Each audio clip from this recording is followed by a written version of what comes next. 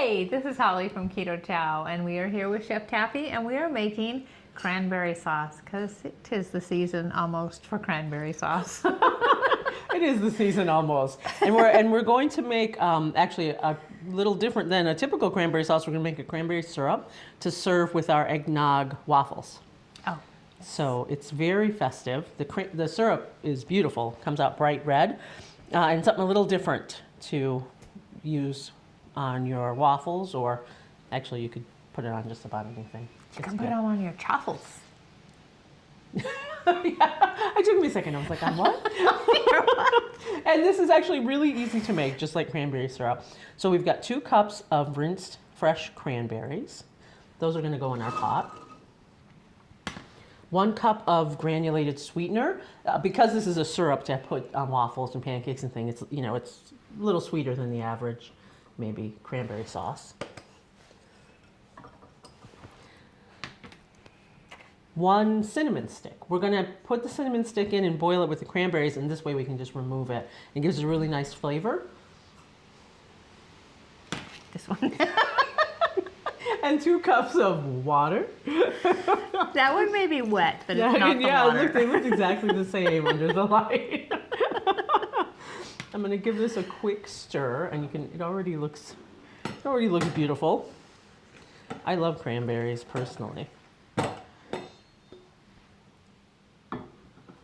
I'm going to bring this up to a boil. So I'm actually going to put the heat pretty high on this because I want it to come up to a boil.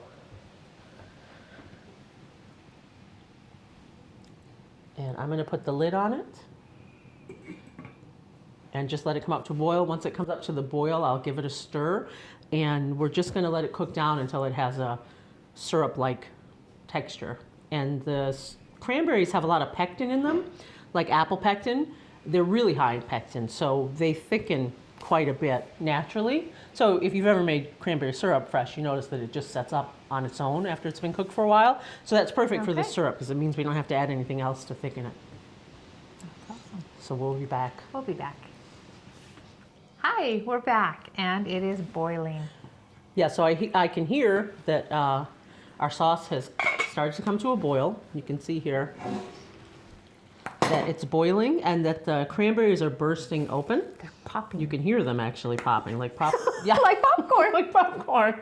And this is what we're looking for. So now we're going to put these back on the heat, and we're just going to stir occasionally and let this cook down to cook off some of the water and make sure that all the cranberries are broken down.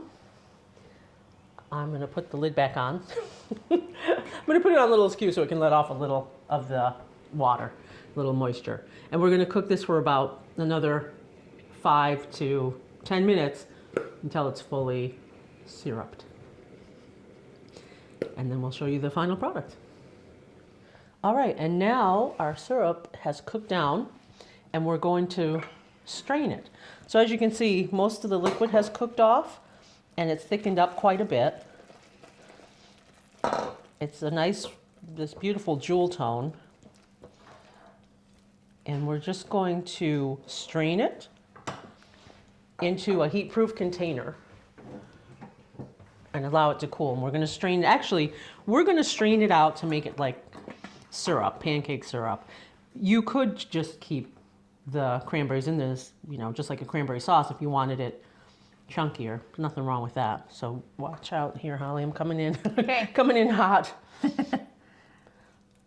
I've just got a mesh sieve here over this container. And this is a heat-proof container that I can also store it in the refrigerator once it's cool. So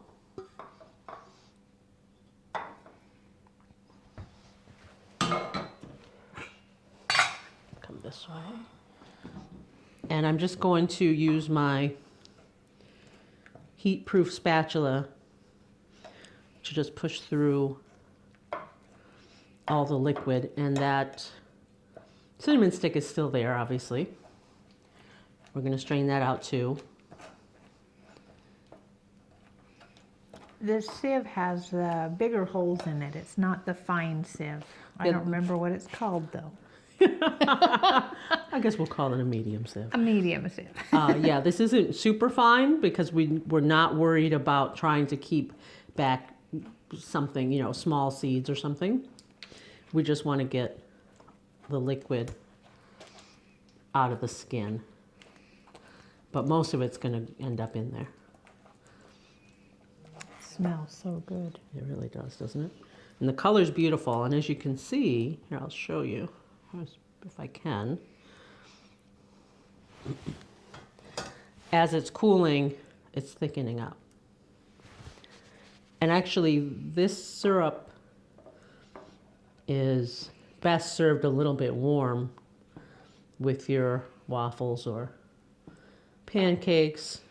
You could put it on your Keto Chow hot cereal. And that's it. Until we make our waffles.